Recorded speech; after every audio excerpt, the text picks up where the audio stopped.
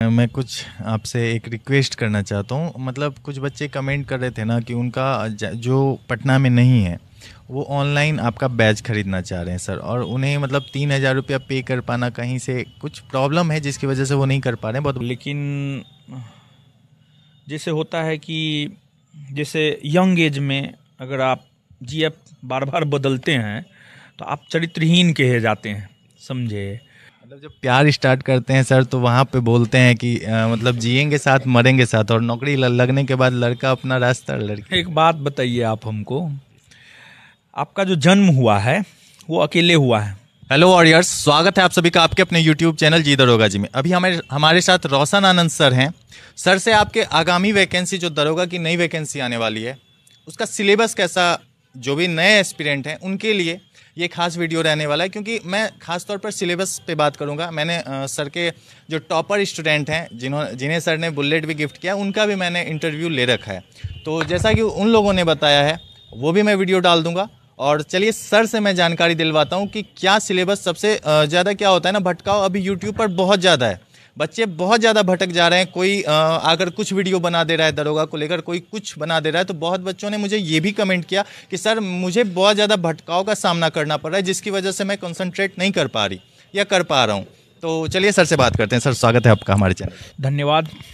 Sir सबसे पहले मैं सिलेबस पे ही बात करूंगा, क्योंकि बच्चों के मन में कहीं ना कहीं एक यही दुविधा उत्पन्न है कि सिलेबस हमेशा डिफर, जैसे कि सर इस बार इकोनॉमिक्स का पोर्शन ज़्यादा कर दिया था सर, तो बच्चे घबरा जाते हैं कि हाँ इकोनॉमिक्स पे ही जोर देना है या क्या करना है। सर थोड़ा बच्चों को एक बार सिलेबस कंसाइज वे में बता दीजिए।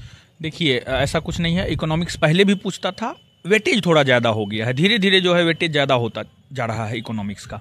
देखिए, जहाँ तक सिलेबस है, सिलेबस का जहाँ तक सवाल है, जैसे आप देखिएगा इतिहास से 14-15 प्रश्न पूछे जाते हैं।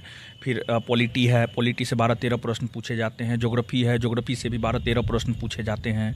फिर जो है आपको इकोनॉमिक्स है, पिछली बार 7 से 8 पूछा गया है, इस बार भी 7 से 8 पूछा जा सकता है, हो सकता है 10 भी हो जाए इकोनॉमिक्स।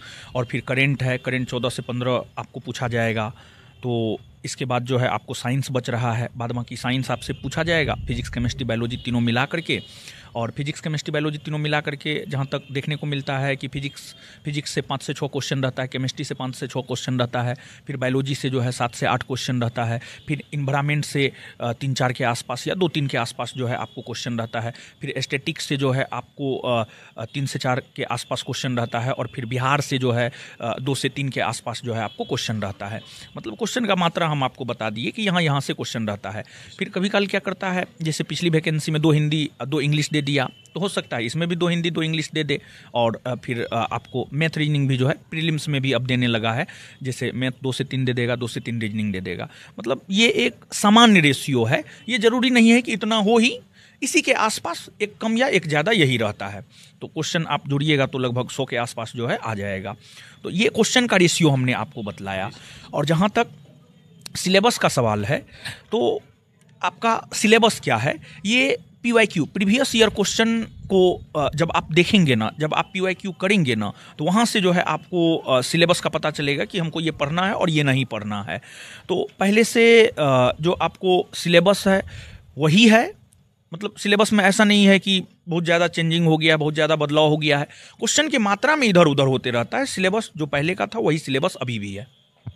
सर बच्चे क्वेश्चन बैंक को कम फॉलो करते हैं, वो सोचते हैं कि ये प्रीवियस ईयर क्वेश्चन है, इसे क्या देखना है, मतलब जो भी है नई चीज़ों को पढ़ो। देखिए, एक बात हम आपको बता रहे हैं, PYQ करने से क्या होता है, एक आइडिया आता है कि इस प्रकार के क्वेश्चन पूछे जा रहे हैं और आगे किस प्रकार के पूछे जा सकते, एक आइडिया आता है, पढ़ने का एक आइडिया आता है कि क्या पढ़ना है और क्या नहीं पढ़ना है। PYQ करना चाहिए मेरे ख्याल से। जो नहीं कर रहा है, मेरे ख्याल से, हमको तो लगता है बेवकूफ़ी कर रहा है। PYQ करना चाहिए। अच्छा सर, जो बहुत ज़्यादा गांव देहात के बच्चे हैं, जहां तक आपका नोट्स नहीं पहुंच पाया है सर, वो बच्चे क्या करें, वो बच्चे कहां से तैयारी करें, जो वो भी मतलब आगामी वैकेंसी में अपने लिए दरोगा का एक सीट अपने लिए सुनिश्चित कर पाए। जो भी उसके पास सोर्स है, देखिए कोई भी सोर्स खराब नहीं होता है, कोई भी किताब खराब नहीं होता है, कोई भी टीचर का क्लास नोट खराब नहीं होता है, कोई भी टीचर खराब नहीं पढ़ाता है, सब बेहतर पढ़ाता है, सबका नोट्स अच्छा होता है। अब होता क्या है कि जैसे बुखार का ही कई प्रकार का दवाई है, किसी पे कुछ सूट करता है, किसी पे कुछ सूट करता है। सर एक चीज़ है, बुखार के हर दवा में पैरासीटामोल जरूर होता है। हाँ, तो वही जो भी है, तो कहने का मतलब ये है कि हर मरीज पे अलग अलग दवाई सूट करता है। उसी प्रकार से जिस विद्यार्थी को जो सूट करता है आप वो पढ़िए और उसी को बार बार पढ़िए। आप स्टडी मटेरियल मत बदलिए। जैसे कि कपड़ा तो गंदा हो जाता है तो हम बदल सकते हैं, ठीक है, ये अच्छी बात भी है। लेकिन जैसे होता है कि जैसे यंग एज में अगर आप जीएफ बार बार बदलते हैं तो आप चरित्रहीन कहे जाते हैं, समझे, और फिर लोग आपको बड़ी गलत नज़रिया से देखता है।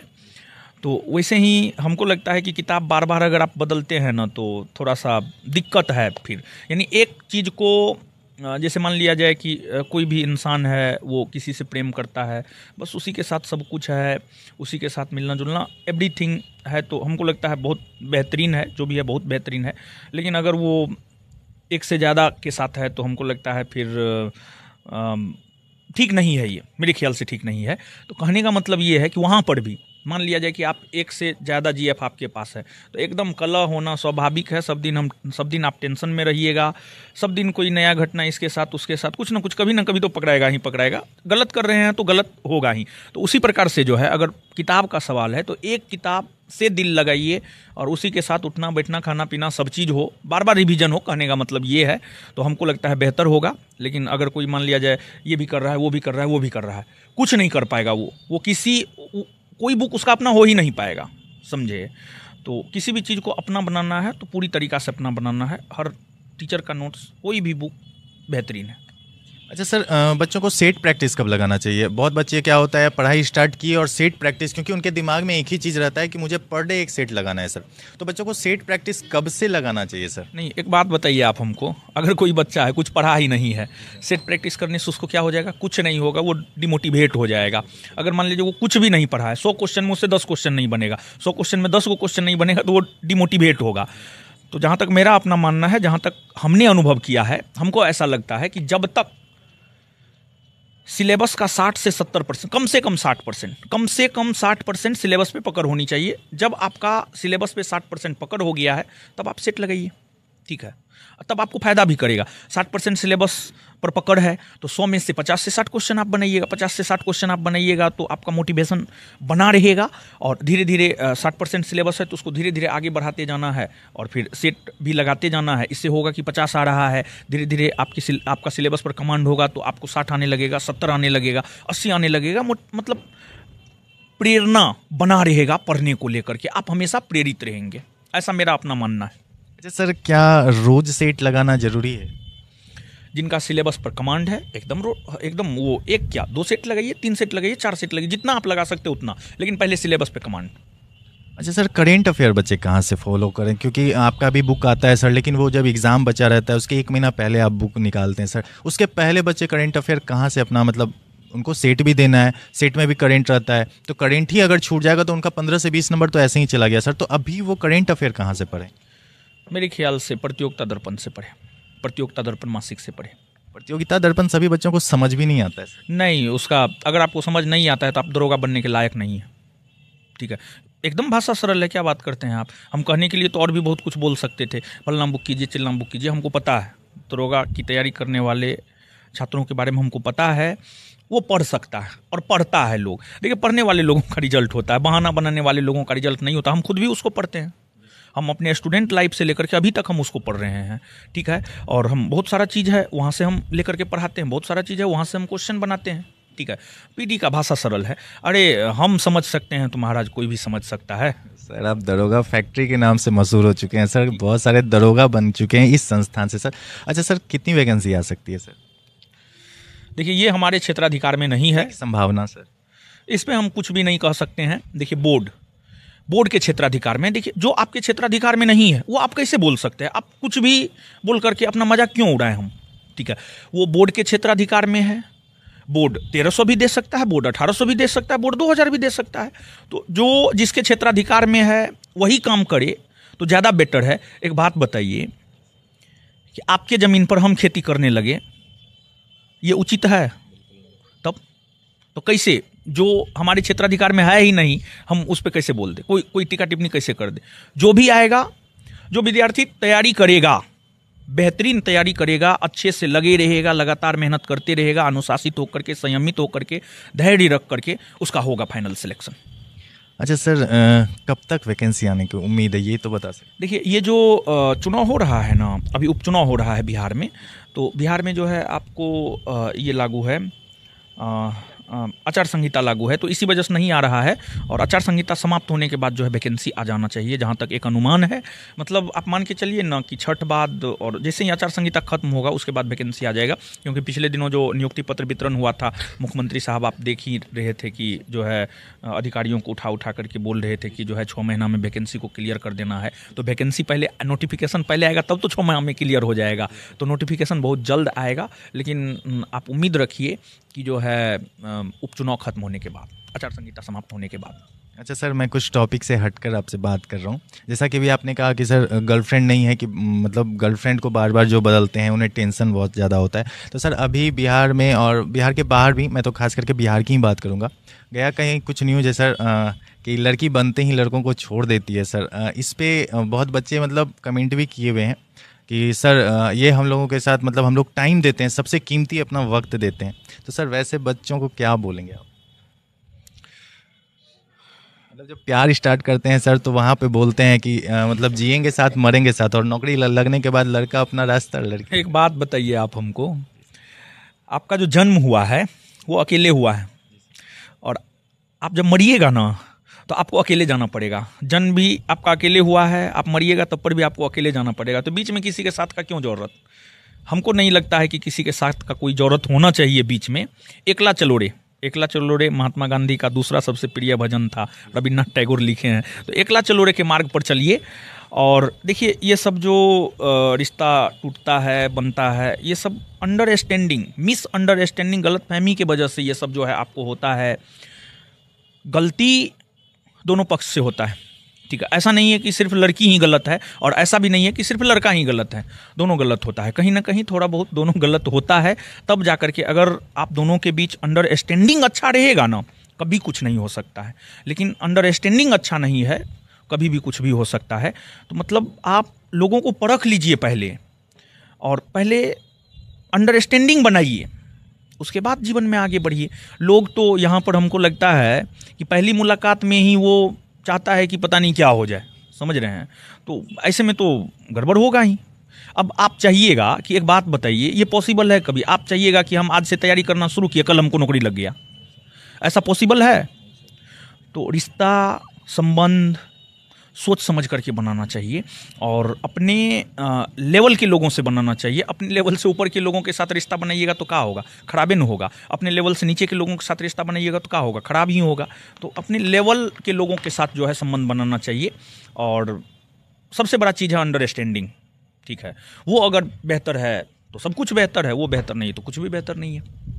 सर मैं कुछ आपसे एक रिक्वेस्ट करना चाहता हूँ। मतलब कुछ बच्चे कमेंट कर रहे थे ना कि उनका जो पटना में नहीं है, वो ऑनलाइन आपका बैच खरीदना चाह रहे हैं सर, और उन्हें मतलब 3,000 रुपया पे कर पाना कहीं से कुछ प्रॉब्लम है, जिसकी वजह से वो नहीं कर पा रहे हैं। बहुत बच्चे बोले कि मेरे पिताजी नहीं है सर, तो मतलब थोड़ा सा सर से अगर आप मिलेंगे तो बात करेंगे सर, उनके लिए कुछ। देखिए, इस प्रकार के लोगों को तो हम मदद करते ही हैं, लेकिन एक बात हम कहना चाह रहे हैं, जो 10,000 का मोबाइल चलाता है ना, एंड्रॉयड मोबाइल, हमको लगता है 10,000 से कम का नहीं होता होगा, ठीक है। जो, हाँ जो भी हो, ठीक है, लेकिन मोबाइल चला रहा है ना हो, तो कहने का मतलब ये है कि आप 10,000 का मोबाइल चला रहे हैं और 3,000, 2,000, 3,000, 1,500, 1,000, मतलब इतना आप ही नहीं पेमेंट कर सकते हैं। ये एक बहाना है, सिर्फ और सिर्फ बहाना है। हम एक एग्जाम्पल देना चाहते हैं। यहाँ पे दरोगा जी बैठे हुए हैं, वो जानता है, रंजीत उसी के बैच में ही भी था, खैर बेचारा को नहीं हुआ। रंजीत जो एक ड्रेस में आता था, याद है? खिचड़ी खा करके जो है, हाँ ठीक है, खिचड़ी दही खाता था, हम उसके बारे में बताते हैं।